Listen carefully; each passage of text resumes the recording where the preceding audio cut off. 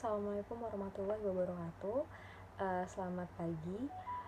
Yang terhormat Bapak Dani Prasetyo Mbiotek APT selaku penguji pertama. Yang terhormat Bapak Mauris Pandapotan Marpaung selaku penguji kedua dan pembimbing pertama. Dan yang terhormat Bapak APT Purnama MSI selaku pembimbing kedua dan penguji ketiga. Baiklah, pada hari ini saya akan mempresentasikan hasil dari penelitian saya yang berjudul pengaruh jenis pelarut terhadap efektivitas antibakteri ekstra kecambah kacang hijau Vigna radiata L terhadap bakteri Staphylococcus aureus dan Escherichia coli. Latar belakang. Penyakit infeksi merupakan penyebab utama dari kematian dan kecacatan di dunia, di mana penyakit infeksi bakteri termasuk di dalam dua penyakit dengan total pembiayaan terbanyak pada pasien rawat inap, yaitu sejumlah 333.227 kasus berdasarkan data Kementerian Kesehatan Republik Indonesia pada tahun 2017. Infeksi yang sering terjadi adalah infeksi yang disebabkan oleh bakteri Escherichia coli dan Staphylococcus aureus. Antibiotik adalah suatu zat yang dapat menghambat pertumbuhan mikroorganisme. Namun, apabila penggunaannya itu tidak rasional dan tidak tepat, akan terjadi resistensi antibiotik. Oleh karena itu, dengan adanya resistensi ini, kebutuhan antibiotik meningkat, sehingga kebutuhan untuk mencari alternatif antibiotik dari bahan alam pun juga meningkat. Kacang hijau atau Vigna radiata L diketahui mengandung senyawa metabolit sekunder yang berpotensi sebagai antibakteri. Menurut penelitian Jamil dan Anelia pada tahun 2009, kacang hijau mengandung senyawa metabolit berupa flavonoid, tanin, triterpenoid, dan saponin. Efektivitas ekstraksi senyawa itu sangat bergantung pada jenis pelarut, di mana penggunaan jenis pelarut itu berkaitan dengan polaritasnya, karena senyawa-senyawa yang tersaring itu terkait dengan kepolaran dari pelarut tersebut. Karena belum ada penelitian mengenai pengaruh jenis pelarut ekstra kecambah kacang hijau dalam efektivitasnya sebagai antibakteri dalam menghambat bakteri Staphylococcus aureus dan Escherichia coli. Oleh karena itu saya tertarik untuk meneliti hal tersebut. Rumusan masalahnya: 1. Apakah konsentrasi ekstra kecambah kacang hijau Vigna radiata L memiliki efektivitas sebagai antibakteri dalam menghambat pertumbuhan bakteri Staphylococcus aureus dan Escherichia coli? Yang kedua, bagaimana pengaruh jenis pelarut terhadap efektivitas ekstra kecambah kacang hijau sebagai antibakteri dalam menghambat bakteri Staphylococcus aureus dan Escherichia coli? Tujuan penelitian: yang pertama, mengetahui apakah ekstra kecambah kacang hijau memiliki efektivitas sebagai antibakteri dalam menghambat bakteri Staphylococcus aureus dan Escherichia coli. Sementara tujuan khususnya yaitu 1. Untuk mengetahui konsentrasi ekstra kecambah kacang hijau yang efektif dalam menghambat pertumbuhan bakteri Staphylococcus aureus dan Escherichia coli berdasarkan jenis pelarutnya.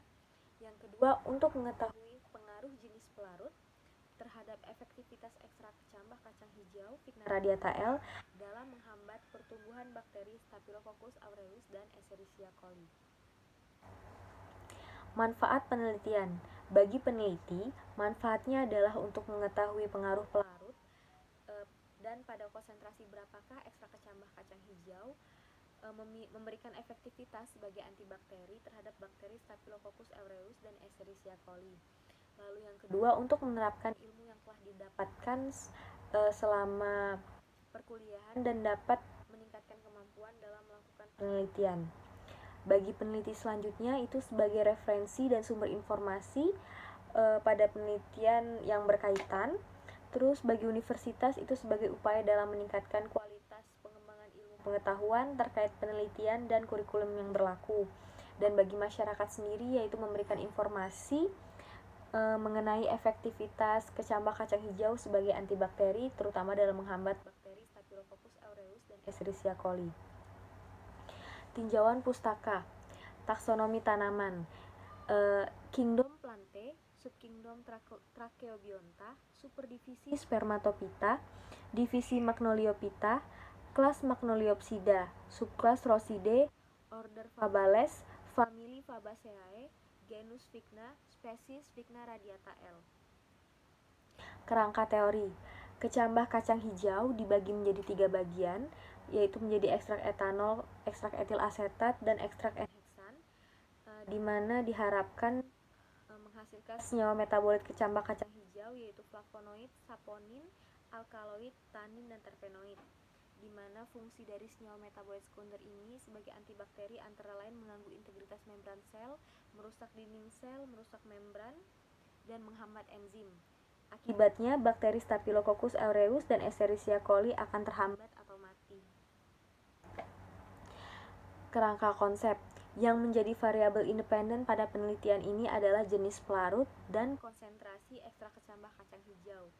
Variabel dependennya adalah diameter zona hambat yang terbentuk. Hipotesisnya, 1. Ada pengaruh perbedaan jenis pelarut terhadap efektivitas antibakteri ekstrak kecambah kacang hijau Vigna radiata L dalam menghambat pertumbuhan bakteri Staphylococcus aureus dan Escherichia coli. Yang kedua, ada pengaruh perbedaan konsentrasi ekstrak kecambah kacang hijau Vigna radiata L dalam menghambat pertumbuhan bakteri Staphylococcus aureus dan Escherichia coli. Metode penelitian. Jenis penelitian ini adalah penelitian kuantitatif dengan metode eksperimental laboratorium. Waktu dan tempat penelitian ini dilaksanakan pada bulan Juni dan Juli 2020 di laboratorium STIK Siti Khodijah dan BBLK Palembang. Sampel penelitian.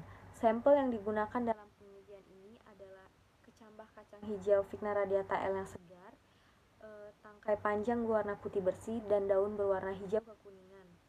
Kemudian dibuat menjadi ekstrak etanol, ekstrak etil asetat, dan ekstrak enheksan, dan dibuat variasi konsentrasi.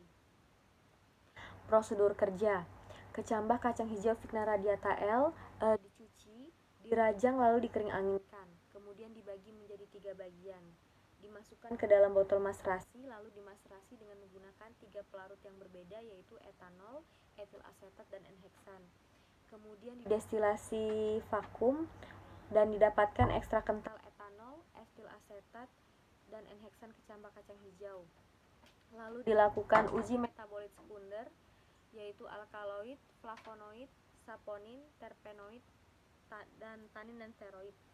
Kemudian dibuat konsentrasi ekstrak bervariasi dari konsentrasi 6,25%, 12,5%, 25%, 50%, 75%, 87,5%, dan 100%. Kemudian ekstrak tersebut diujikan kepada bakteri Staphylococcus aureus dan Escherichia coli. Pengolahan data. Kemudian hasilnya data yang diperoleh itu diukur diameter zona hambatnya, kemudian dibandingkan dengan kontrol positif siprofloxacin dan dibandingkan dengan kontrol negatif. Lalu juga dilihat hasil zona hambat masing-masing ekstrak.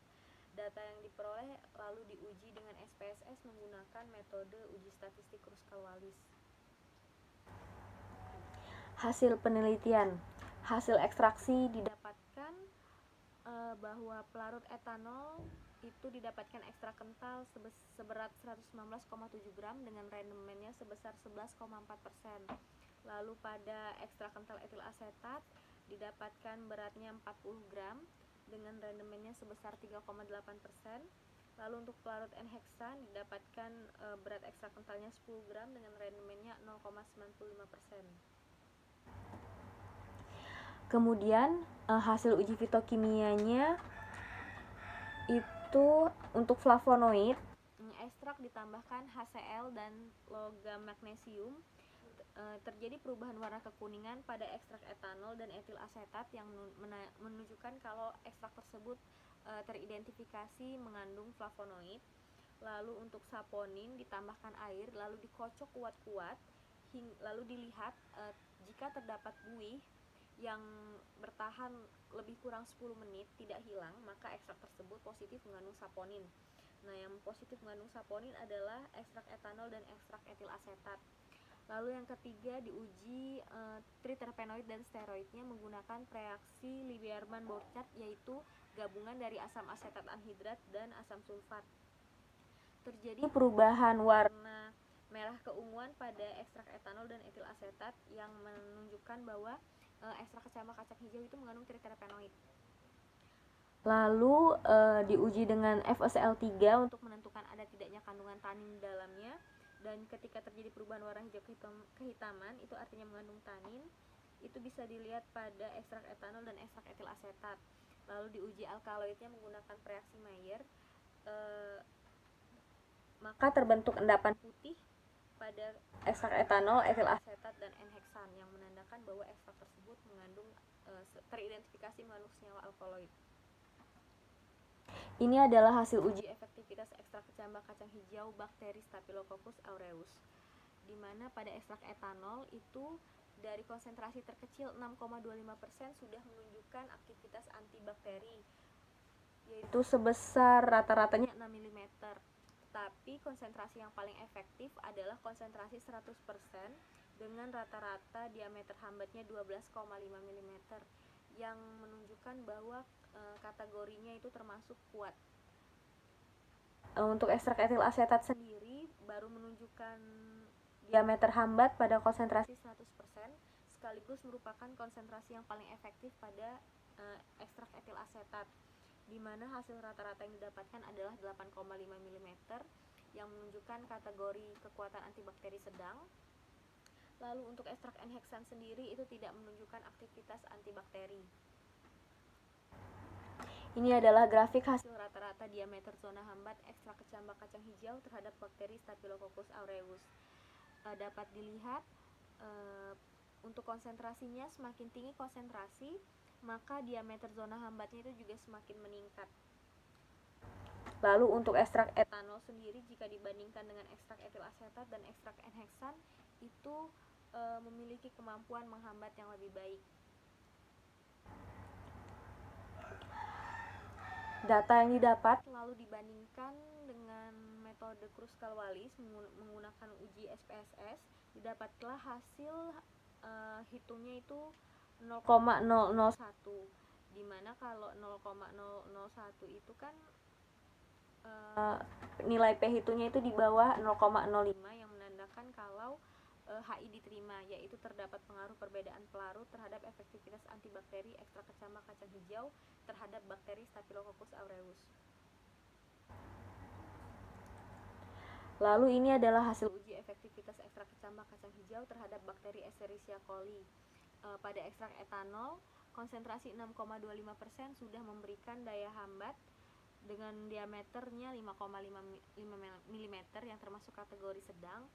Namun yang paling efektif itu konsentrasi 100%, yaitu diameter hambatnya rata-ratanya 18 mm dan kategorinya termasuk kategori kuat. Untuk etil asetat sendiri itu pada konsentrasi 50% sudah menunjukkan aktivitas antibakteri dengan diameter hambatnya itu rata-rata 7,1, di mana itu termasuk kategori kekuatan sedang. Dan yang paling efektif itu 100% dengan diameternya rata-ratanya 14,8%. Untuk N-heksan sendiri tidak memberikan aktivitas antibakteri. Dilihat grafik hasil rata-rata diameter zona hambat ekstrak kecambah kacang hijau terhadap bakteri Escherichia coli. Memiliki kesamaan dengan sebelumnya, dengan Staphylococcus aureus maksudnya. Semakin tinggi konsentrasi maka diameter zona hambatnya juga semakin meningkat. Dan apabila dibandingkan antara ekstrak etanol dengan etil asetat dan N-heksan, yang paling memiliki yang memiliki zona hambat yang baik itu ekstrak etanol jika dibandingkan dengan etil asetat dan ekstrak N-heksan. Kemudian diuji juga statistisnya menggunakan metode Kruskal-Wallis. Didapatlah hasil 0,001 yang menandakan kalau HI diterima, yaitu terdapat pengaruh perbedaan pelarut terhadap efektivitas antibakteri ekstrak kecambah kacang hijau terhadap bakteri Escherichia coli.